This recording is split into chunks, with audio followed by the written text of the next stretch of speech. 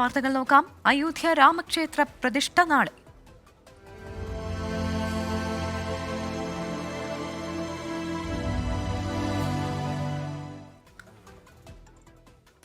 രാമക്ഷേത്രത്തിലെ പ്രാണപ്രതിഷ്ഠാ ചടങ്ങിനുള്ള അവസാനഘട്ട തയ്യാറെടുപ്പുകളിൽ അയോധ്യ. ചടങ്ങിന് മുന്നോടിയായുള്ള പൂജകൾ ഇന്ന് ക്ഷേത്രത്തിൽ നടന്നു. നാളത്തെ പ്രതിഷ്ഠാ ചടങ്ങിന് പ്രധാനമന്ത്രി നരേന്ദ്രമോദി അടക്കമുള്ളവരാണ് സാക്ഷ്യം വഹിക്കുക. ഉദ്ഘാടന ദിവസം ദർശനത്തിന് അവസരമില്ലെങ്കിലും കടുത്ത തണുപ്പിനെ അവഗണിച്ചെത്തുന്ന ഭക്തസംഘങ്ങൾ അയോധ്യ നഗരത്തിൽ നിറയുകയാണ്. എസ് വിജയകുമാർ തയ്യാറാക്കിയ റിപ്പോർട്ടിലേക്ക്. അയോധ്യയിലെ രാമക്ഷേത്രത്തിലെ പ്രതിഷ്ഠയ്ക്കുള്ള ഒരുക്കങ്ങൾ എല്ലാം പൂർത്തിയായി കഴിഞ്ഞു. വൈദിക വിധിപ്രകാരമുള്ള ചടങ്ങുകൾ ഏതാണ്ട് അവസാനിച്ചിട്ടുണ്ട്. പുറത്താണെങ്കിൽ വലിയ തോതിലുള്ള ജനത്തിരക്കാണ്. ഇവിടേക്ക് രാജ്യത്തിന്റെ നാനാഭാഗത്തു നിന്നും എത്തുന്ന ആളുകളെ കൊണ്ട് നിറഞ്ഞു കവിഞ്ഞ അവസ്ഥയാണ് അയോധ്യ നഗരത്തിൽ. ഇവരെ നിയന്ത്രിക്കാൻ ഈ സുരക്ഷാ ഉദ്യോഗസ്ഥരൊക്കെ വലിയ തോതിൽ പാടുപെടുന്നത് നമ്മൾ കണ്ടു. പ്രധാനമന്ത്രി നരേന്ദ്രമോദി നാളെ രാവിലെ 10:25 വാൽമീകി ഇന്റർനാഷണൽ എയർപോർട്ട് അയോധ്യയിൽ എത്തും. അദ്ദേഹം അതിനുശേഷം 10:50 ഈ ക്ഷേത്ര നഗരിയിലേക്ക് വരും. ക്ഷേത്രത്തിൽ 11:30 മുതൽ അദ്ദേഹം ഉണ്ടാകും. ഒരു പക്ഷേ സരയൂ സ്നാനം അതിനു മുമ്പ് അദ്ദേഹം നടത്തിയേക്കുമെന്ന് സ്ഥിരീകരിക്കാത്ത റിപ്പോർട്ടുകളുണ്ട്. അക്കാര്യത്തിൽ ഔദ്യോഗിക വിശദീകരണമൊന്നും വന്നിട്ടില്ല. 12:20 12:30 ഇടയിലുള്ള അഭിജിത്ത് മുഹൂർത്തത്തിലാണ് ഈ പ്രതിഷ്ഠ നടക്കുന്നത്. ആ മുഹൂർത്തത്തിന് പ്രത്യേകതയുണ്ട്. ജ്യോതിഷ പണ്ഡിതനർ പറഞ്ഞിരിക്കുന്നത് ഏറ്റവും നല്ല മുഹൂർത്തമാണ്. അതുകൊണ്ട് ആ സമയത്ത് തന്നെ പ്രതിഷ്ഠ നടക്കണം എന്നതാണ്. അതുകൊണ്ടാണ് അഭിജിത്ത് മുഹൂർത്തം എന്ന് തീരുമാനിക്കുകയും അവിടെ പ്രതിഷ്ഠ ആ സമയത്ത് തന്നെ നടത്താൻ തീരുമാനിക്കുകയും ചെയ്തത്. 12:30 ശേഷം പ്രധാനമന്ത്രി അവിടെ എത്തുന്ന 7000-ലധികം വിശിഷ്ടാതിഥികളെ അഭിസംബോധന ചെയ്യുന്നുണ്ട്. അദ്ദേഹത്തിന്റെ പ്രസംഗം അവിടെ ഉണ്ടാകും. അതിനുശേഷം അദ്ദേഹം അടുത്തൊരു ക്ഷേത്രം കൂടി സന്ദർശിക്കും. പ്രധാനമന്ത്രി പോയതിനു ശേഷം പതിവ് പൂജകളൊക്കെ ക്ഷേത്രത്തിൽ നടക്കുന്നുണ്ട്. ക്ഷേത്രത്തിലെ പൂജകൾ സംബന്ധിച്ച്, ആരതികൾ സംബന്ധിച്ച്, അവിടുത്തെ നിവേദ്യം സംബന്ധിച്ചൊക്കെ തീരുമാനം എടുത്തു കഴിഞ്ഞിട്ടുണ്ട്. അത് ക്ഷേത്രം അതനുസരിച്ച് ആയിരിക്കും അടുത്ത ദിവസങ്ങളിൽ അവിടെ പൂജാതി കർമ്മങ്ങൾ നടക്കുക എന്നാണ് അറിയിച്ചിരിക്കുന്നത്. ഏറ്റവും പ്രധാനം ഇവിടുത്തെ സുരക്ഷ തന്നെയാണ്. നമ്മൾ പലതവണ പറഞ്ഞതുപോലെ 3 ഘട്ടങ്ങളായുള്ള സുരക്ഷ ക്ഷേത്രത്തിന് അകത്തും പുറത്തുമൊക്കെ ഏർപ്പെടുത്തിയിട്ടുണ്ട്. ക്ഷേത്രത്തിന് പുറത്ത് 100 കണക്കിന് പോലീസിന്റെ സാന്നിധ്യമുണ്ടാകും. ക്ഷേത്രത്തിന്റെ മേഖലയിൽ പ്രത്യേക പരിശീലനം നേടിയ NSG കമാൻഡോസ് പരിശീലനം നൽകിയ ആളുകൾ തന്നെ അവിടെ ഉണ്ടാകും. ഉത്തർപ്രദേശ് പോലീസിന്റെ ഭാഗത്തു നിന്നുള്ളവർ, CRPFന്റെ പരിശോധന അല്ലെങ്കിൽ അവരുടെ സുരക്ഷ അവിടെ ഉണ്ടാകും. ഡ്രോൺ നിരീക്ഷണം ശക്തമാക്കിയിട്ടുണ്ട്. എപ്പോഴും AI ക്യാമറയുടെ സർവൈലൻസിലായിരിക്കും. ഇവിടെ 10,000-കണക്കിന് AI ക്യാമറകളാണുള്ളത്. എല്ലാ നീക്കങ്ങളും ഒപ്പിയെടുക്കുന്നുണ്ട്. അപ്പോൾ തന്നെ പോലീസ് നിരീക്ഷിക്കുകയും ചെയ്യുന്നുണ്ട്. ഹെലികോപ്റ്ററുകൾ നിരന്തരമായി ഇവിടെ ഏരിയൽ സർവേ നടത്തുന്നുണ്ട്. പഴുതടച്ച സുരക്ഷ എന്നതാണ് അയോധ്യയിലെ കാര്യത്തിൽ നടപ്പാക്കുന്നത് എന്നാണ് ഉന്നത പോലീസ് ഉദ്യോഗസ്ഥരൊക്കെ അറിയിച്ചിരിക്കുന്നത്. ഇവിടേക്ക് എത്തുന്ന VVIPകൾക്കൊക്കെ പ്രത്യേക സുരക്ഷ ഏർപ്പെടുത്തും. ഇതിനോടകം ക്ഷണം കിട്ടിയതിൽ വലിയൊരു വിഭാഗം ആളുകൾ ഇവിടെ എത്തിയിട്ടുണ്ട്. പലരും അവരവർക്ക് ഒരുക്കിയിരിക്കുന്ന ഗസ്റ്റ് ഹൗസുകളിലേക്കൊക്കെ പോയിട്ടുണ്ട്. നാളെ രാവിലെ ഏതാണ്ട് ഈ പരിപാടി തുടങ്ങുന്നതിന് മണിക്കൂറുകൾക്ക് മുമ്പ് രാവിലെ തന്നെ ക്ഷേത്ര പരിസരത്ത് അവർ പ്രത്യേക പാസുമായി ക്ഷണപത്രികയുമായി എത്തണം എന്നാണ് അവർക്ക് കിട്ടിയിരിക്കുന്ന നിർദ്ദേശം. പ്രധാനമന്ത്രി പോകുന്നത് വരെ അവർ ക്ഷേത്രത്തിൽ തന്നെ തുടരുക വേണം. 7000-ഓളം ആളുകളാണ് അവിടെ ഉണ്ടാവുക. അതിനിടയിലും വിവാദങ്ങൾ തുടരുകയാണ്. ഇന്ന് കോൺഗ്രസ് ഭരിക്കുന്ന ഹിമാചൽ സർക്കാർ ഈ നാളത്തെ ചടങ്ങിന്റെ ഭാഗമായി അവധി പ്രഖ്യാപിച്ചത് വലിയ വാർത്തയാവുകയും വലിയ ചർച്ചയാവുകയും ചെയ്തിട്ടുണ്ട്. കോൺഗ്രസിനും ഇതിനോട് അനുകൂല നിലപാടാണെന്ന വിമർശനവുമായി ഇടതു പാർട്ടികളൊക്കെ രംഗത്ത് വന്നു. തമിഴ്നാട്ടിൽ ഈ പ്രാണപ്രതിഷ്ഠയുടെ തത്സമയ സംപ്രേഷണം തമിഴ്നാട് സർക്കാർ നിരോധിച്ചു, വിലക്കി എന്ന വാദവുമായി ധനമന്ത്രി നിർമ്മല സീതാരാമൻ രംഗത്ത് വന്നിട്ടുണ്ട്. എന്നാൽ അതിനോട് അതേ നിലയിലല്ല തമിഴ്നാട് സർക്കാർ പ്രതികരിച്ചത്.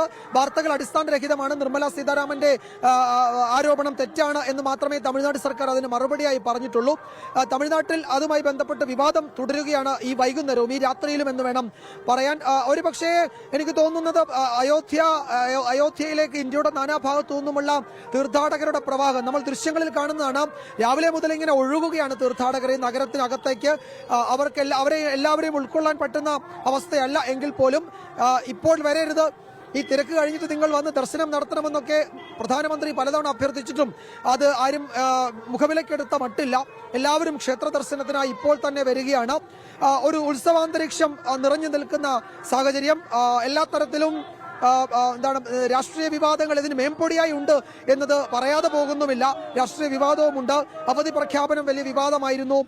അതുപോലെ ചില സ്ഥലങ്ങളിൽ അതിൽ കോടതികൾ പോലും അവധി പ്രഖ്യാപന വിഷയത്തിൽ ഇടപെടുകയും അത് സർക്കാരിന്റെ എന്താണ് നയപരമായ തീരുമാനം എന്ന മട്ടിൽ അതിൽ കൂടുതൽ ഉത്തരവുകളിലേക്ക് കടക്കാതെ മഹാരാഷ്ട്ര ഹൈക്കോടതി പോവുകയും ഒക്കെ ചെയ്തത് നമ്മൾ കണ്ടു. അങ്ങനെ സംഭവബഹുലമാണ് എല്ലാ അർത്ഥത്തിലും. നാളെ രാവിലെ മുതൽ തന്നെ ഇതിന്റെ മറ്റ് ചടങ്ങുകളിലേക്ക് കടക്കുകയും ചെയ്യും. കനത്ത വിമർശനങ്ങൾക്ക് പിന്നാലെ അയോധ്യ പ്രാണപ്രതിഷ്ഠാ ദിനത്തിൽ പ്രഖ്യാപിച്ച അവധി പിൻവലിച്ച് ഡൽഹി എയിംസ്. മഹാരാഷ്ട്ര സർക്കാർ നാളെ പ്രഖ്യാപിച്ച അവധിയും പുതുച്ചേരി ജിപ്മറിൽ ഉച്ചവരെ പ്രഖ്യാപിച്ച അവധിയും മദ്രാസ് ബോംബെ ഹൈക്കോടതികൾ ശരിവച്ചു. ബിജെപിയുടെ രാഷ്ട്രീയ പരിപാടി എന്ന വിമർശനം നിലനിൽക്കെ ചടങ്ങിനോടനുബന്ധിച്ച് ഹിമാചൽ കോൺഗ്രസ് സർക്കാരും നാളെ അവധി പ്രഖ്യാപിച്ചിട്ടുണ്ട്. ആശുപത്രികൾക്ക് അവധി നൽകുന്ന നടപടി മനുഷ്യത്വരഹിതമെന്നതുൾപ്പെടെയുള്ള വിമർശനങ്ങൾ ഉയർന്നതോടെയാണ് അർദ്ധദിനാവധി നൽകിയ തീരുമാനത്തിൽ നിന്നും എയിംസ് പിന്മാറിയത്. നാളെ അവധി പ്രഖ്യാപിച്ച മഹാരാഷ്ട്ര സർക്കാരിന്റെ തീരുമാനത്തെ ചോദ്യം ചെയ്ത ഹർജിക്കാരെ രൂക്ഷ ഭാഷയിൽ ബോംബെ ഹൈക്കോടതി വിമർശിച്ചു. പബ്ലിസിറ്റിക്ക് വേണ്ടിയാണോ ഇത്തരം ഹർജികൾ നൽകുന്നത് എന്നായിരുന്നു കോടതിയുടെ ചോദ്യം. മഹാരാഷ്ട്ര സർക്കാരിന് അവധി പ്രഖ്യാപിക്കാനുള്ള അധികാരമുണ്ടെന്നും കോടതി നിരീക്ഷിച്ചു. അടിയന്തര ശസ്ത്രക്രിയകളും സേവനങ്ങളും സാധാരണ നിലയിൽ പ്രവർത്തിക്കുമെന്നതിനാൽ പുതുച്ചേരി ജിപ്മറിലെ അർദ്ധദിനാവധി ചോദ്യം ചെയ്ത് നൽകിയ ഹർജിയും മദ്രാസ് ഹൈക്കോടതി തള്ളി. നാളെ അഭിഭാഷകർ ഹാജരാകാതിരുന്നാലും സുപ്രീം കോടതിയിൽ നിന്നും പ്രതികൂല ഉത്തരവുകൾ ഉണ്ടാകരുതെന്ന് ചൂണ്ടിക്കാട്ടി സുപ്രീം കോടതി ബാർ അസോസിയേഷൻ ചീഫ് ജസ്റ്റിസിന് കത്തെഴുതി. പ്രാണപ്രതിഷ്ഠാ ചടങ്ങ് ബിജെപിയുടെ രാഷ്ട്രീയ പരിപാടിയാണെന്ന കോൺഗ്രസ് ദേശീയ നേതൃത്വത്തിന്റെ വിമർശനം നിലനിൽക്കെ ഹിമാചൽ സർക്കാർ നാളെ അവധി പ്രഖ്യാപിച്ചത് പാർട്ടിക്കുള്ളിൽ ചർച്ചകൾക്ക് വഴിവെച്ചു. കോൺഗ്രസ് ഭരിക്കുന്ന സർക്കാർ അവധി പ്രഖ്യാപിക്കുന്നത് ആദ്യമായാണ്. 24 ഡൽഹി. അയോധ്യ രാമക്ഷേത്ര പ്രതിഷ്ഠയെ ബിജെപി രാഷ്ട്രീയവൽക്കരിച്ചുവെന്ന് മുസ്ലിം ലീഗ്. സിപിഐഎമ്മും ബിജെപിയും തമ്മിൽ രഹസ്യധാരണയുണ്ടെന്ന് പ്രതിപക്ഷ നേതാവും ആരോപിച്ചു. യൂത്ത് ലീഗിന്റെ റാലിയോടനുബന്ധിച്ച് കോഴിക്കോട് കടപ്പുറത്ത് നടന്ന പൊതുസമ്മേളനത്തിലാണ് കേന്ദ്ര സംസ്ഥാന സർക്കാരുകൾക്കെതിരെ രൂക്ഷ വിമർശനം ഉയർന്നത്. വിദ്വേഷത്തിനെതിരെ ദുർഭരണത്തിനെതിരെ എന്ന മുദ്രാവാക്യം ഉയർത്തിയായിരുന്നു യൂത്ത് ലീഗിന്റെ റാലി. മുസ്ലിം ലീഗ് സംസ്ഥാന അധ്യക്ഷൻ പാണക്കാട് സാദിഖ് അലി ശിഹാബ് തങ്ങൾ ഉദ്ഘാടനം ചെയ്തു. ഇതൊരു വലിയ ഉത്തരവാദിത്തത്തിന്റെ ഭാഗമാണ്. വിദ്വേഷത്തിനെതിരെ ദുർഭരണത്തിനെതിരെ എന്നുള്ള മുദ്രാവാക്യമാണല്ലോ ഈ റാലിയിൽ ഉടനീളം ഉയർന്നു കേട്ടത്. ഇന്ന് രാജ്യം ഭരിക്കുന്നവരുടെ ഒരു വലിയ അജണ്ട തന്നെ വിദ്വേഷം വിതരിപ്പിക്കുക എന്നുള്ളതാണ്. മതം തിരിച്ചാണ് രാജ്യത്തിപ്പോൾ പല പരിപാടികളും നടക്കുന്നതെന്ന് PK കുഞ്ഞാലിക്കുട്ടി വിമർശിച്ചു. മതത്തിന്റെയും ജാതിയുടെയും പേരിൽ BJP രാജ്യത്തെ ഭിന്നിപ്പിക്കുകയാണെന്ന് പരിപാടിയിൽ മുഖ്യാതിഥിയായ തെലങ്കാന മന്ത്രി ധൻസാരി അനസൂയ സീതക്ക പറഞ്ഞു. CPIM BJPയെ പരസ്യമായി എതിർക്കുകയും രഹസ്യമായി സന്ധിയുണ്ടാക്കുകയും ചെയ്യുന്നുവെന്ന് പ്രതിപക്ഷ നേതാവ് VD സതീശൻ. വർഗീയതയ്ക്കും ഫാസിസത്തിനുമെതിരെ നമ്മൾ പോരാടുമ്പോൾ ഇരുട്ടിന്റെ മറവിൽ അവരുമായി സന്ധി ചെയ്തവരാണ് കേരളം ഭരിക്കുന്നത് എന്ന് നാം വിസ്മരിക്കരുത്. നിങ്ങൾക്കറിയാം, ഇവർ തമ്മിൽ ധാരണയാണ്, അവിഹിതമായ ബന്ധമാണ്. കാരണം സംഘപരിവാറിന്റെ ലക്ഷ്യം കോൺഗ്രസ് മുക്ത ഭാരതമാണ്. കോഴിക്കോട് സ്വപ്നനഗരിയിൽ നിന്ന് ആരംഭിച്ച റാലി കടപ്പുറത്ത് സമാപിച്ചു. ആയിരക്കണക്കിന് ആളുകൾ റാലിയിലും തുടർന്ന് നടന്ന സമ്മേളനത്തിലും പങ്കെടുത്തു. മുസ്ലിം ലീഗ് നേതാക്കൾക്കൊപ്പം MK Raghavan MP, DCC president advocate K Praveenkumar തുടങ്ങിയവരും പ്രതിഷേധ പരിപാടിയുടെ ഭാഗമായി. 24 കോഴിക്കോട്. അയോധ്യ രാമക്ഷേത്ര പ്രതിഷ്ഠാ ചടങ്ങ് ഉമ്മൻചാണ്ടി കണ്ണൂർ എയർപോർട്ട് ഉദ്ഘാടനം ചെയ്തതുപോലെയെന്ന് CPIM സംസ്ഥാന സെക്രട്ടറി MV ഗോവിന്ദൻ പരിഹസിച്ചു. 2025 മാത്രമേ ക്ഷേത്രത്തിന്റെ പണി പൂർത്തിയാകൂ. ഹിന്ദുമതത്തിലെ പ്രധാന ആചാര്യന്മാരായ ശങ്കരാചാര്യന്മാർ പോലും ഇത് ശരിയായ നടപടിയല്ല എന്നാണ് പറയുന്നതെന്ന് MV ഗോവിന്ദൻ ചൂണ്ടിക്കാട്ടി. പ്രതിഷ്ഠാ ചടങ്ങ് ബഹിഷ്കരിക്കാനുള്ള LDFന്റെയും UDFന്റെയും തീരുമാനം ചരിത്രപരമായ മണ്ടത്തരമെന്ന് BJP സംസ്ഥാന അധ്യക്ഷൻ K സുരേന്ദ്രൻ പറഞ്ഞു. 2025 മാത്രം പണി പൂർത്തിയാവുന്ന രാമക്ഷേത്രത്തിന് ഈ 2024 ആദ്യം ഈ 22-ന് അതിൻ്റെ ഉദ്ഘാടനം സംഘടിപ്പിക്കുന്നത്, അതും ശങ്കരാചാര്യന്മാർ പറയുന്നത് ആചാരമര്യാദ അനുസരിച്ചല്ല, ആചാര രീതിക്ക് വിപരീതമായിട്ടാണ്. അതുകൊണ്ട് ഞങ്ങൾ പങ്കെടുക്കുന്നില്ല. സംസ്ഥാനത്തെ പ്രബലമായ 2 മുന്നണികളും ഒരുമിച്ച് എതിർത്തിട്ടും കേരളത്തിലെ പൊതുസമൂഹം അയോധ്യയിലെ പ്രാണപ്രതിഷ്ഠയെ 2 കൈയും നീട്ടി സ്വീകരിക്കുന്നുള്ളതാണ്. കേരളത്തിലെ 2 മുന്നണികൾക്കും ഇതുപോലൊരു തിരിച്ചടി സമീപകാല ചരിത്രത്തിലൊന്നും കേരളത്തിൽ ഉണ്ടായിട്ടില്ല. ജയ് ശ്രീറാം എന്ന് വിളിച്ചില്ലെങ്കിൽ കുത്തിക്കൊല്ലുന്ന നാടായി ഇന്ത്യ മാറിയെന്ന് എഴുത്തുകാരൻ ടി പത്മനാഭൻ. ഇന്ന് രാജ്യത്തെ ഏറ്റവും വലിയ വിൽപ്പന ചരക്കാണ് ശ്രീരാമന്റെ പേര്. തിരഞ്ഞെടുപ്പിൽ തുറുപ്പുചീട്ട് അയോധ്യ ആയിരിക്കുമെന്നും ടി പത്മനാഭൻ പറഞ്ഞു. എൻ്റെ അറിവിൽ ഏറ്റവും വലിയ ശ്രീരാമഭക്തൻ മോഹൻദാസ് കരംചന്ദ് ഗാന്ധി. ആ സാധു മനുഷ്യൻ ജീവിതത്തിൽ ഒരു സിനിമയെ കണ്ടിട്ടുള്ളൂ. വിജയഭട്ടിൻ്റെ രാമരാജ്യമായിരുന്നു. അദ്ദേഹം മരിക്കുമ്പോൾ 2 വാക്കേ ശബ്ദമേ ഉച്ചരിച്ചിട്ടുള്ളൂ, ഹേ റാം, ഹേ റാം. ഇന്ന് ഇന്ത്യയിലെ ഏറ്റവും വലിയ വിൽപ്പന ചരക്ക് വെച്ച ഉടനെ തന്നെ വിറ്റുപോകുന്നത് ശ്രീരാമൻ്റെ പേരാണ്. ശ്രീരാമൻ്റെ പേര് ഉച്ചരിച്ചില്ലെങ്കിൽ, പരസ്പരം കാണുമ്പോൾ ജയ് ശ്രീറാം എന്ന് പറഞ്ഞ് അഭിവാദ്യം ചെയ്തിട്ടില്ലെങ്കിൽ അവരെ കുത്തിക്കൊല്ലുന്ന നാടാണിത്. യാത്രയ്ക്ക് നേരെ അസമിൽ വീണ്ടും ആക്രമണം.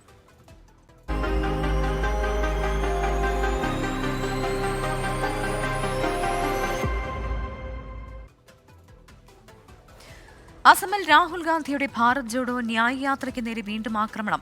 യാത്രയുടെ ഭാഗമായ വാഹനങ്ങളിൽ BJP പ്രവർത്തകർ സ്വന്തം പതാക സ്ഥാപിച്ചു.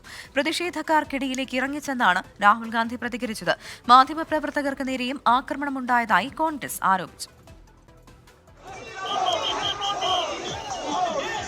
അസമിലെ സുനിത്പൂരിൽ വെച്ചാണ് നാടകീയ രംഗങ്ങൾ. ഭാരത് ജോഡോ ന്യായ് യാത്രാ വാഹനങ്ങൾക്ക് നേരെ കൊടികൾ വീശി സംഘടിച്ചെത്തിയ BJP പ്രവർത്തകർ. രാഹുൽ വാഹനം നിർത്തി. മോദി മുദ്രാവാക്യം മുഴക്കിയ BJP പ്രവർത്തകരെ അഭിവാദ്യം ചെയ്തു. പിന്നെ അവർക്കിടയിലേക്ക്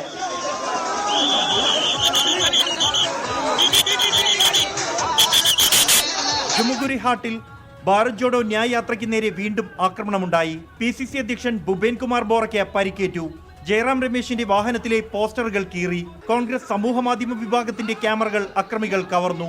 ഭാരത് ജോഡോ ന്യായ് യാത്രാ വാഹനങ്ങളിൽ BJP കൊടികൾ സ്ഥാപിച്ചതായും ആക്രമണത്തിന് പിന്നിൽ മുഖ്യമന്ത്രി ഹിമന്ത ബിശ്വ ശർമ്മയാണെന്നും കോൺഗ്രസ് ആരോപിച്ചു. പോലീസിൽ പരാതി നൽകി. നാളെ അയോധ്യ പ്രാൺപ്രതിഷ്ഠാ ചടങ്ങിന് ശേഷമേ രാഹുൽ ഗാന്ധി ശ്രീമന്ത ശങ്കരദേവിന്റെ ജന്മസ്ഥലമായ ഭട്ടദ്രവ സത്രം സന്ദർശിക്കാവൂ എന്ന് മാനേജ്മെന്റ് കമ്മിറ്റി അറിയിച്ചു. 24 ഡൽഹി. സഹകരണ മേഖലയിലെ അഴിമതി ഗൗരവതരമെന്ന് മുഖ്യമന്ത്രി. കുറ്റക്കാരെ സംരക്ഷിക്കില്ലെന്നും ഓഡിറ്റിൽ ഗുരുതര ക്രമക്കേടുകൾ കണ്ടെത്തിയാൽ പോലീസിനെ കൊണ്ട് അന്വേഷിപ്പിക്കുമെന്നും മുഖ്യമന്ത്രി വ്യക്തമാക്കി. കരുവന്നൂർ കേസിലെ പ്രധാന പ്രതിയെ മാപ്പുസാക്ഷിയാക്കുന്ന നടപടി നിയമപരമായി തെറ്റെന്നും മുഖ്യമന്ത്രി വിമർശിച്ചു.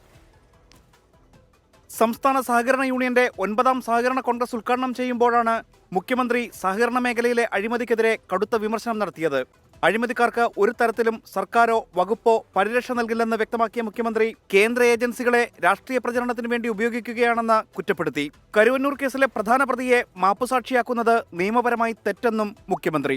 ഏതെങ്കിലും ഒരു സ്ഥാപനത്തിന് ദുഷിപ്പുണ്ടായാൽ അത് ആ സ്ഥാപനത്തെ മാത്രമല്ല ബാധിക്കുക, കേരളത്തിന്റെ സഹകരണ മേഖലയുടെ വിശ്വാസ്യതയാണ് ബാധിക്കുക. അപ്പോൾ നാം കേരളത്തിന്റെ സഹകരണ മേഖലയുടെ വിശ്വാസ്യതയ്ക്ക് കോട്ടം തട്ടിക്കൂടാ എന്നതിൽ ഉറച്ചു നിൽക്കേണ്ടതായിട്ടുണ്ട്. കരുവന്നൂർ സഹകരണ ബാങ്കിൽ അനഭിലഷണീയമായ പ്രവണതകൾ ഉണ്ടായെന്നും ഉദ്യോഗസ്ഥർ അറിയാതെ ക്രമക്കേട് നടക്കില്ലെന്നും സഹകരണ മന്ത്രി VN വാസവൻ. ഇപ്പോൾ നമ്മുടെ സംസ്ഥാനത്തുണ്ടായ വിവാദമായ ഒരു ബാങ്കാണ് കരുവന്നൂർ സർവീസ് സഹകരണ ബാങ്ക്. ആ കരുവന്നൂർ സർവീസ് സഹകരണ ബാങ്കിൽ ഒരു ബാങ്കിലും നടക്കാൻ പാടില്ലാത്ത രൂപത്തിലുള്ള അനഭിലഷണീയമായ പ്രവണതകളാണ് നടന്നത്. കരുവന്നൂരിൽ സ്വീകരിക്കേണ്ട നടപടികളെല്ലാം വകുപ്പും സർക്കാരും സ്വീകരിച്ചു. കേസുമായി ബന്ധപ്പെട്ട് കുറ്റക്കാരായ 7 ജീവനക്കാരെ സസ്പെൻഡ് ചെയ്തു. 106 കോടി രൂപ നിക്ഷേപകർക്ക് മടക്കി നൽകിയെന്നും ബാക്കിയുള്ളത് നൽകാനുള്ള നടപടി സ്വീകരിക്കുന്നുവെന്നും VN വാസവൻ വ്യക്തമാക്കി. 24 തിരുവനന്തപുരം. ഇപ്പോൾ വരുന്ന ഒരു റിപ്പോർട്ട് ഇതാണ്. അസമിൽ ഭാരത് ജോഡോ ന്യായ് യാത്രയ്ക്ക് നേരെ ആക്രമണമുണ്ടായ പശ്ചാത്തലത്തിൽ BJPക്കെതിരെ സംസ്ഥാന വ്യാപകമായി പ്രതിഷേധത്തിനൊരുങ്ങുകയാണ്. KPCC ജില്ലാതലത്തിൽ പ്രതിഷേധ പരിപാടികൾ സംഘടിപ്പിക്കും എന്നാണ് ഇപ്പോൾ പുറത്തുവരുന്ന വാർത്ത. പാർട്ടിയിൽ തെറ്റായ പ്രവണതകളും ജനങ്ങൾക്ക് പൊറുക്കാൻ കഴിയാത്ത കാര്യങ്ങളും ഉണ്ടാകരുതെന്ന് CPIM സംസ്ഥാന സെക്രട്ടറി MV ഗോവിന്ദൻ. ഞാനാണ് കമ്മ്യൂണിസ്റ്റ് എന്നൊരു തോന്നൽ പലർക്കും ഉണ്ടാകാം. പാർട്ടിയെ പടുത്ത ഭൂതകാലം ഓർമ്മ വേണമെന്നും MV ഗോവിന്ദൻ വയനാട് മേപ്പാടിയിൽ പ്രസംഗിച്ചു. കമ്മ്യൂണിസ്റ്റുകാർക്ക് നല്ലൊരു ധാരണ വേണം. അത് ഓരോരുത്തരും വിചാരിക്കുക ഞാനാണ് കമ്മ്യൂണിസ്റ്റ് പാർട്ടി, ഞാനില്ലാതെ പിന്നെ എന്ത് കമ്മ്യൂണിസ്റ്റ് പാർട്ടി എന്നൊക്കെ നമ്മൾ ഓരോരുത്തരും വിചാരിക്കുക. ഞാനും നിങ്ങളൊക്കെയാണ് കമ്മ്യൂണിസ്റ്റ്. പക്ഷേ എന്നെയും നിങ്ങളെയും രൂപപ്പെടുത്തിയ ഒരു നാടും പാർട്ടിയുമുണ്ട് എന്ന നല്ല ധാരണ വേണം. അതതിൻ്റെ ഭൂതകാല ഉൽപ്പന്നമാണ് നമ്മളെല്ലാം. ചില പ്രവണതകളെല്ലാം അവിടെ ഇവിടെയായിട്ട് മുള പൊട്ടുന്നുണ്ട്.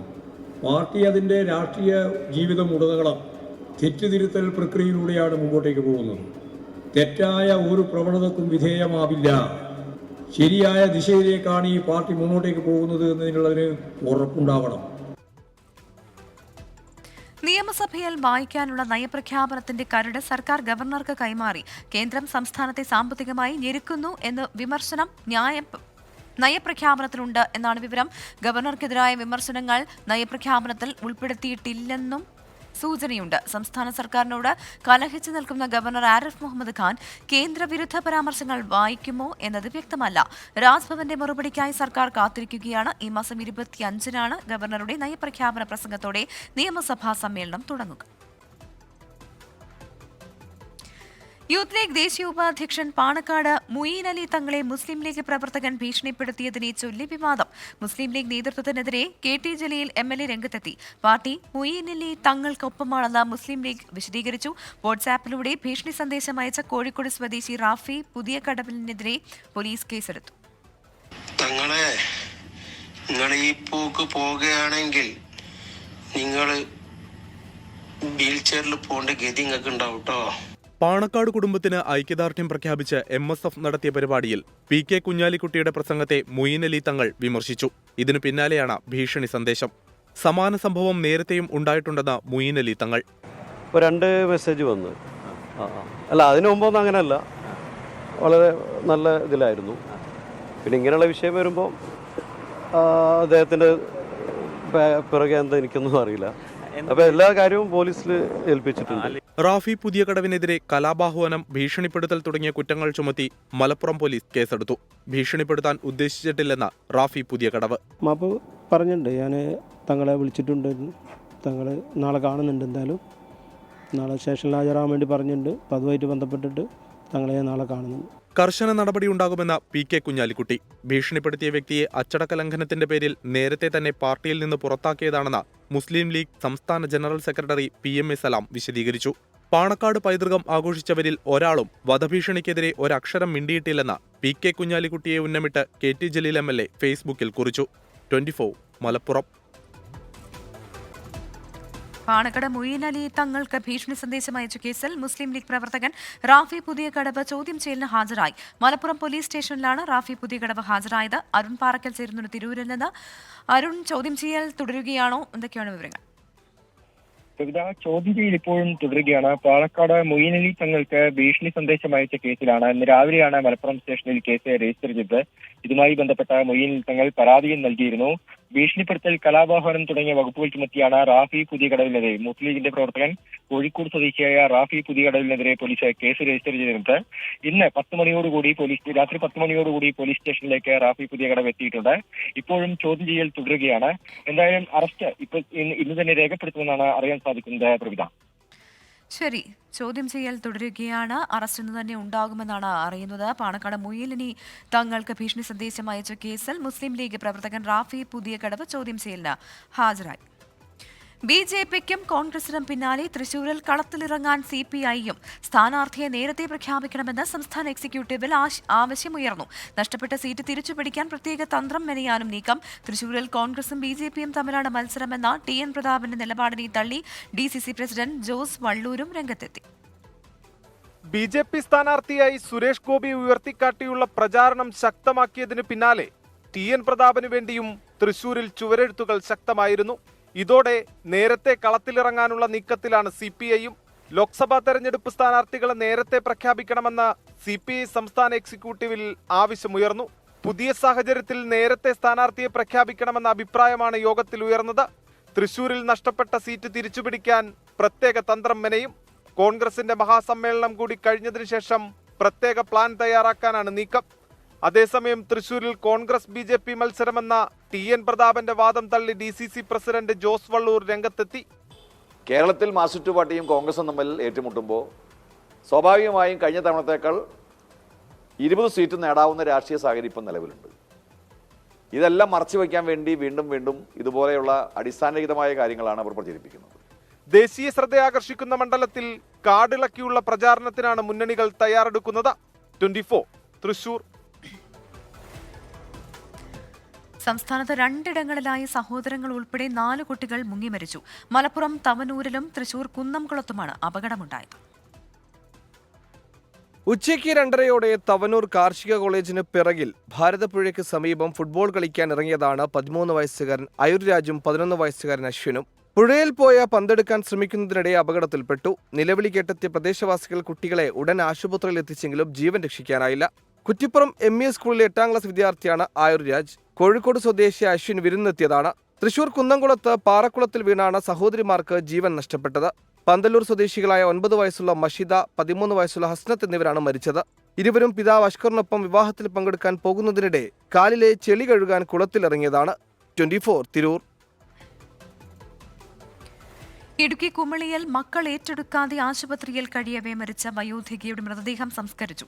പോലീസും ജില്ലാ ഭരണകൂടവും മുൻകൈയെടുത്താണ് അട്ടപ്പള്ളം സ്വദേശി അന്നക്കുട്ടി മാത്യുവിന്റെ മൃതദേഹം സംസ്കരിച്ചത്.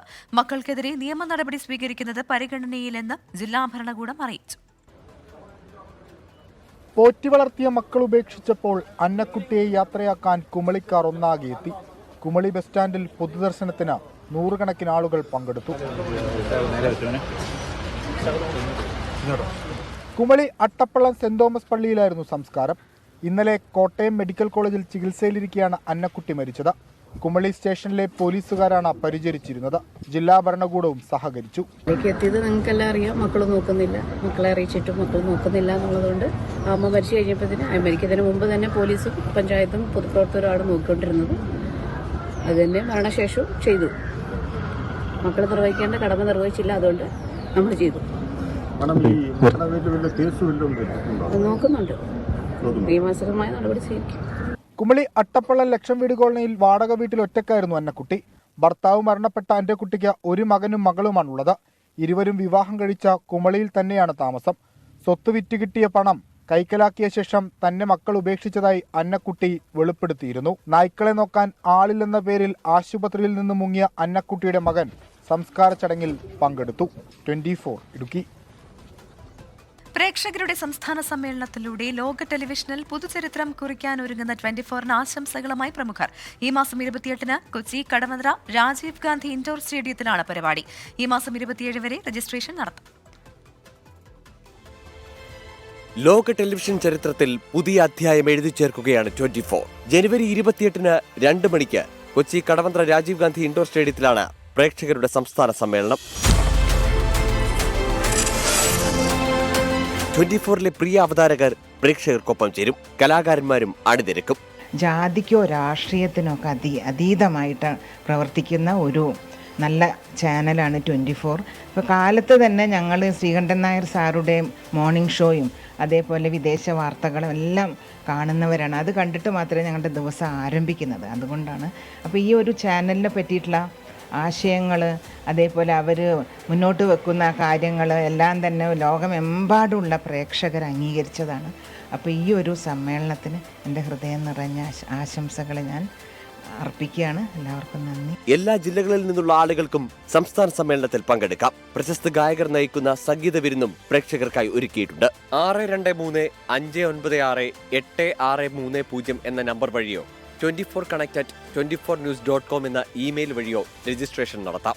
പങ്കെടുക്കാനായി ബന്ധപ്പെടുന്നവർക്ക് ക്ഷണക്കത്ത് ലഭിക്കും. പരിപാടി ആദ്യാവസാനം 24-ൽ സംപ്രേഷണം ചെയ്യും. സംസ്ഥാനത്തിന്റെ വിവിധ ഭാഗങ്ങളിൽ നിന്നായി നിരവധി പേരാണ് ഇതിനോടകം പരിപാടിയിലേക്ക് രജിസ്റ്റർ ചെയ്തത്.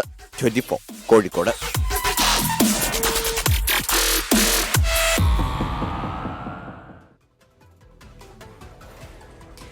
ആലപ്പുഴ വനിതാ ശിശു ആശുപത്രിയിൽ പ്രസവം നിർത്തൽ ശസ്ത്രക്രിയയ്ക്ക് പിന്നാലെ യുവതി മരിച്ചത് ചികിത്സാ പിഴവ് കൊണ്ടെന്ന് ബന്ധുക്കൾ. ഗുരുതരാവസ്ഥയിലായ യുവതിയെ മെഡിക്കൽ കോളേജ് ആശുപത്രിയിലേക്ക് മാറ്റാൻ വൈകിയെന്നും ആരോപണമുണ്ട്. വിദഗ്ധ ഡോക്ടേഴ്സിന്റെ സാന്നിധ്യത്തിൽ മൃതദേഹം പോസ്റ്റ്മോർട്ടം ചെയ്തു. കുറ്റക്കാർക്കെതിരെ കർശന നടപടി വേണമെന്ന് മുൻ മന്ത്രി ജി സുധാകരൻ ജില്ലാ പോലീസ് മേധാവിയോട് ആവശ്യപ്പെട്ടു. ആലപ്പുഴ പഴയവീട് സ്വദേശി ആശാ ശരത്ത് ഇന്നലെ വൈകിട്ടാണ് മരിച്ചത്.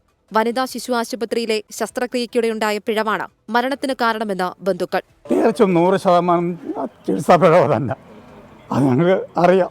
ഏതാ 3 ദിവസമായിട്ട് ഈ WNC ഹോസ്പിറ്റലിലോട്ട് നടന്ന് സകല ടെസ്റ്റുകളും ചെയ്തതാണ്. എല്ലാ ടെസ്റ്റും ചെയ്തതാണ്. ടെസ്റ്റ് ചെയ്തിട്ടാണ് ഡോക്ടർ ഡേറ്റ് ഫിക്സ് ചെയ്തത്. കുടുംബം ജില്ലാ കളക്ടർക്ക് നൽകിയ പരാതിയുടെ അടിസ്ഥാനത്തിൽ ഒരു ഫോറൻസിക് സർജന്റെയും 2 പോലീസ് സർജന്മാരുടെയും സാന്നിധ്യത്തിലായിരുന്നു പോസ്റ്റ്മോർട്ടം. വണ്ടാനം മെഡിക്കൽ കോളേജ് മോർച്ചറിയിൽ സൂക്ഷിച്ചിട്ടുള്ള മൃതദേഹം നാളെ ബന്ധുക്കൾ ഏറ്റുവാങ്ങും. വിദേശത്ത് ജോലി ചെയ്ത ആശയുടെ ഭർത്താവ് ശരത്ത് നാട്ടിലെത്തിയ ശേഷം നാളെ വൈകിട്ട് 3 മണിയോടെയാകും സംസ്കാരം. 7ഉം 4ഉം വയസ്സുള്ള 2 കുട്ടികളുണ്ട് ഇവർക്ക്. മുൻമന്ത്രി ജി സുധാകരൻ ആശയുടെ വീട്ടിലെത്തി ബന്ധുക്കളെ കണ്ടു. ജില്ലാ പോലീസ് മേധാവിയുമായി ഫോണിൽ സംസാരിച്ചു. സ്വകാര്യ മെഡിക്കൽ സ്റ്റോറിൽ ഫാർമസിസ്റ്റായ ആശയെ വെള്ളിയാഴ്ച രാവിലെയാണ് ശസ്ത്രക്രിയയ്ക്കായി കടപ്പുറം വനിതാ ശിശു ആശുപത്രിയിൽ പ്രവേശിപ്പിച്ചത്. ശസ്ത്രക്രിയയ്ക്കിടെ അമിത രക്തസ്രാവമുണ്ടായി. ഗുരുതരാവസ്ഥയിലായിട്ടും 1 മണിക്കൂർ കഴിഞ്ഞാണ് മെഡിക്കൽ കോളേജ് ആശുപത്രിയിലേക്ക് മാറ്റിയതെന്ന് പരാതിയുണ്ട്. 24 ആലപ്പുഴ. ഇനി നോക്കാം ചില വാർത്തകൾ ചുരുക്കത്തിൽ. ഗായകൻ സൂരജ് സന്തോഷിനെതിരായ സൈബർ ആക്രമണ കേസിൽ പ്രതി അറസ്റ്റിൽ. എറണാകുളം സ്വദേശിയായ ഉണ്ണികൃഷ്ണനാണ് അറസ്റ്റിലായത്. ഫോൺ വിളിച്ച് അസഭ്യം പറഞ്ഞതിനും സമൂഹമാധ്യമങ്ങളിൽ അധിക്ഷേപിച്ചതിനുമാണ് കേസ്. തൃശൂർ കുന്നംകുളം അഞ്ഞൂർ പാർക്കാടി പൂരത്തിനിടെ ആനയിടഞ്ഞു. ആളുകൾ ചിതറിയോടുന്നതിനിടെ തിക്കിലും തിരക്കിലും പെട്ട് 2 പേർക്ക് പരിക്കേറ്റു. ഇടുക്കി മൂലമറ്റത്ത് യുവാവ് വീട്ടിലേക്ക് ജീപ്പ് ഇടിച്ചു കയറ്റി. കുടുംബവഴക്കിനെ തുടർന്നായിരുന്നു ഭാര്യയും കുട്ടികളും ഉൾപ്പെടെ താമസിക്കുന്ന വീടിന് നേരെ അതിക്രമം. പാതിപ്പള്ളി സ്വദേശി രഞ്ജിത്തിനെ പോലീസ് പിടികൂടി. തിരുവനന്തപുരം കാട്ടാക്കടയിൽ വിവാഹ ചടങ്ങിനിടെ 6 അംഗ സംഘത്തിന്റെ അതിക്രമം. വധുവിന്റെ പിതാവ് ഉൾപ്പെടെ 6 പേർക്ക് പരിക്കേറ്റു. വിളപ്പിൽശാല പോലീസ് കേസെടുത്തു.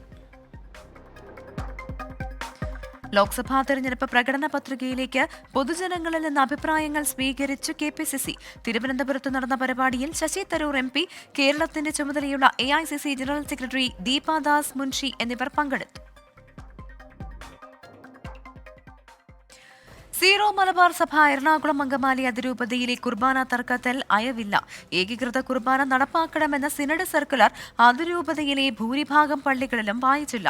കിഴക്കമ്പലം സെന്റ് ആന്റണീസ് ഫെറാന പള്ളിയിൽ വിശ്വാസികൾ തമ്മിൽ വാക്കേറ്റമുണ്ടായി. ഏകീകൃത കുർബാന നടപ്പാക്കണമെന്ന മാർപ്പാപ്പയുടെ നിർദ്ദേശങ്ങളടങ്ങിയ സിനഡ് സർക്കുലർ പള്ളികളിൽ വായിക്കണമെന്നായിരുന്നു നിർദ്ദേശം. എന്നാൽ സർക്കുലർ വായിക്കില്ലെന്ന വിമത വിഭാഗവും ഏകീകൃത കുർബാന നടപ്പാക്കണമെന്ന ഔദ്യോഗിക വിഭാഗവും നിലപാട് കടുപ്പിച്ചതോടെ എറണാകുളം അങ്കമാലി അതിരൂപതയിലെ കുർബാന തർക്കം വീണ്ടും രൂക്ഷമാവുകയാണ്. കിഴക്കമ്പലം സെന്റ് ആന്റണീസ് ഫെറോന പള്ളിയിൽ ഇരുവിഭാഗം വിശ്വാസികളും തമ്മിൽ വാക്കേറ്റമുണ്ടായി.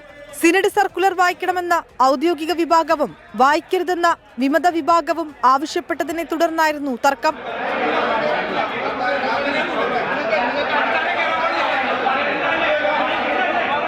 ജനാഭിമുഖ കുർബാനയുമായി മുന്നോട്ടു പോകുമെന്നാണ് എറണാകുളം അങ്കമാലി അതിരൂപതയിലെ ഒരു വിഭാഗം വൈദികരുടെയും വിശ്വാസികളുടെയും നിലപാട്.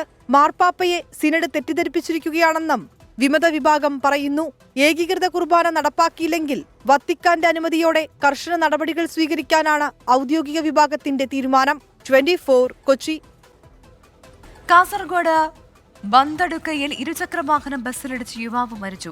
ചുരത്തോട് സ്വദേശി സജിയാണ് മരിച്ചത്. അരുൺ പൂപ്പറമ്പ് ചേരുന്നുണ്ട് കാസർഗോഡ് നിന്ന്. അരുൺ, ഈ അപകടം എങ്ങനെയാണ് ഉണ്ടായത്? വിവരങ്ങൾ. പ്രവിധ കാസർഗോഡ് ബന്തടുക്കയിൽ രാത്രി 10 മണിയോടെയാണ് ഈ അപകടം ഉണ്ടായത്. ബന്തടുക്കയിൽ ഈ അപകടം നടന്ന സ്ഥലം ഒരു വലിയ വളവാണ്. അവിടെ വെച്ച് ഈ ബൈക്ക് നിയന്ത്രണം വിട്ട് KSRTC ബസ്സിൽ ഇരിക്കുകയായിരുന്നു എന്നതാണ് നാട്ടുകാരിൽ നിന്ന് നമുക്ക് ലഭ്യമാകുന്ന വിവരം. തൽക്ഷണം തന്നെ യുവാവ് മരിച്ചു എന്നതാണ് അവിടെ നിന്ന് ലഭ്യമാകുന്ന വിവരം. അരുൺ പൂപ്പറമ്പയാണ് കാസർഗോഡ് നിന്നുള്ള ഒരു അപകട വാർത്തയുടെ വിവരങ്ങൾ നൽകിയത്.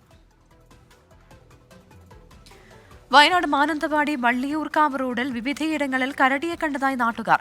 വനപാലകർ എത്തി തിരച്ചിൽ തുടങ്ങി. പ്രദേശത്ത് ജാഗ്രതാ നിർദ്ദേശം നൽകിയിട്ടുണ്ട്.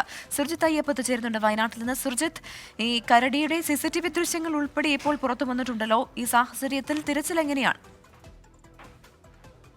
പ്രവിധ, ഈ CCTV ദൃശ്യം എന്ന് പറയുന്നത് ഇന്ന് പുലർച്ചെ 2 മണിയോടുകൂടി കരടി എത്തിയതിന്റെ CCTV ദൃശ്യമാണ് ഇപ്പോൾ പുറത്ത് വന്നിട്ടുള്ളത്. വള്ളിയൂർക്കാവ് സ്വകാര്യ വ്യക്തിയുടെ വീട്ടിൽ സ്ഥാപിച്ച ക്യാമറയിലാണ് ഈ കരടിയുടെ ദൃശ്യം പതിഞ്ഞിട്ടുള്ളത്. ഇന്ന് രാത്രി, അതായത് അല്പസമയം മുമ്പ് വരെ കരടിയെ പല ഭാഗങ്ങളിലും കണ്ടതായി നാട്ടുകാർ പറയുന്നുണ്ട്.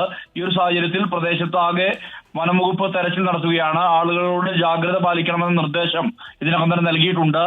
വള്ളിയൂർക്കാവ് റോഡിലെ ചെറ്റപ്പാലം ബൈപ്പാസ്, അതോടൊപ്പം തന്നെ ജംഗ്ഷൻ, മൈത്രി നഗർ, ഡിലേനി ഭവൻ, അടിവാരം തുടങ്ങിയ പ്രദേശങ്ങളിലാണ് കരടിയെ കണ്ടതായി നാട്ടുകാർ പറയുന്നത്. എന്തായാലും ഈ മേഖലയിൽ തിരച്ചിൽ നടത്തിക്കൊണ്ടിരിക്കുകയാണ്. പ്രദേശത്താകെ ഭീതി പടർന്നിട്ടുണ്ട് എന്നുള്ളതാണ് ഏറ്റവും പ്രധാനപ്പെട്ട കാര്യം. എന്തായാലും ഈ മേഖലയിൽ തിരച്ചിൽ ഇപ്പോൾ വനപാലകരുടെ നേതൃത്വത്തിലും നാട്ടുകാരുടെ നേതൃത്വത്തിലും പുരോഗമിക്കുകയാണ്. ആളുകളോട് അനാവശ്യമായി പുറത്തിറങ്ങരുത് എന്നുൾപ്പെടെയുള്ള നിർദ്ദേശങ്ങൾ നൽകിയിട്ടുണ്ട്. പക്ഷേ കരടി ആക്രമിക്കാൻ സാധ്യതയുണ്ട് എന്നുള്ളത് മുന്നിൽ കണ്ടുകൊണ്ട് തന്നെയാണ് അത്തരത്തിലൊരു നടപടിയിലേക്ക് വനംവകുപ്പ് കടന്നിരിക്കുന്നത്. ആരും അനാവശ്യ കാര്യങ്ങൾക്കായി പുറത്തേക്ക് ഇറങ്ങരുത്, അത് തിരച്ചിൽ ജാഗ്രത പാലിക്കണമെന്നുള്ള നിർദ്ദേശമാണ് നൽകിയിട്ടുള്ളത്. പ്രവിത. സുർജിത്ത്, വയനാട്ടിൽ നിന്ന് തുടർച്ചയായി ഇത്തരം വാർത്തകൾ ഇപ്പോൾ റിപ്പോർട്ട് ചെയ്യുന്നുണ്ട്. ഈ മേഖലയിൽ സ്ഥിരമായി ഇത്തരത്തിൽ വന്യമൃഗശല്യം റിപ്പോർട്ട് ചെയ്യപ്പെടുന്ന പ്രദേശമാണോ? എന്താണ് ഈ ഒരു പ്രദേശത്തിന്റെ പ്രത്യേകത? ഇതെല്ലാം തന്നെ വനമേഖലയുമായി ബന്ധപ്പെട്ട് കിടക്കുന്ന പ്രദേശങ്ങളുണ്ട്. പക്ഷേ ഈ വള്ളിയൂർക്കാവ് എന്ന് പറയുന്നത് ജനവാസ മേഖലയാണ്. പ്രത്യേകിച്ച് മാനന്തവാടി നഗരത്തിന്റെ തൊട്ട് താഴെയായി കിടക്കുന്ന ഒരു പ്രദേശമാണ് ഈ വള്ളിയൂർക്കാവ് എന്ന് പറയുന്നത്.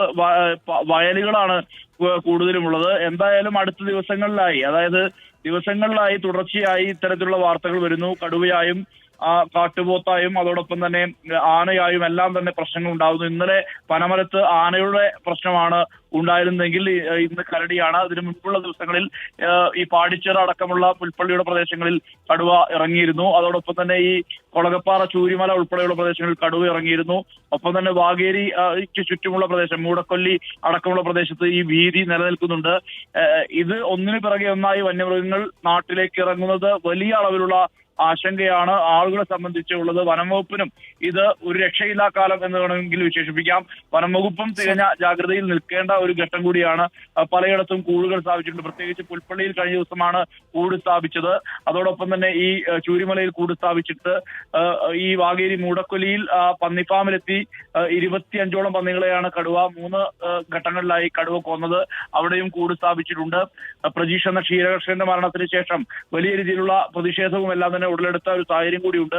എന്തായാലും വനംവകുപ്പിനെതിരെ പ്രതിഷേധവും വരുന്നുണ്ട്. പക്ഷേ വനംവകുപ്പിനെ സംബന്ധിച്ചിടത്തോളം അവരും തികഞ്ഞ ജാഗ്രത പുലർത്തുന്ന ഘട്ടമാണ് ഇപ്പോൾ. കാരണം അത്രമാത്രം വന്യമൃഗശല്യം വയനാട്ടിൽ കൂടി വരുന്നു എന്നതിന്റെ ഏറ്റവും പ്രധാനപ്പെട്ട ഒരു അത്തരത്തിലുള്ള അവസ്ഥയിലേക്ക് എത്തുന്നു എന്നതിന്റെ ഏറ്റവും ഉദാഹരണമാണ് ഈ ഒരു സംഭവം. എന്തായാലും വള്ളിയൂർക്കാവ് മേഖലയിൽ ആ പരിസര പ്രദേശങ്ങളിലെല്ലാം തന്നെ വനംവകുപ്പ് ഉദ്യോഗസ്ഥരും ഒപ്പം തന്നെ നാട്ടുകാരും ചേർന്ന ഈ കരടിക്കായി തെരച്ചിൽ നടത്തുകയാണ്. പ്രവിത.